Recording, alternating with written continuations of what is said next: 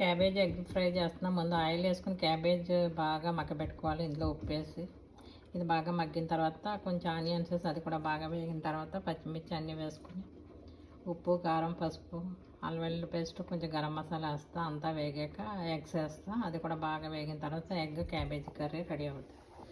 పప్పుచారు, సాంబార్.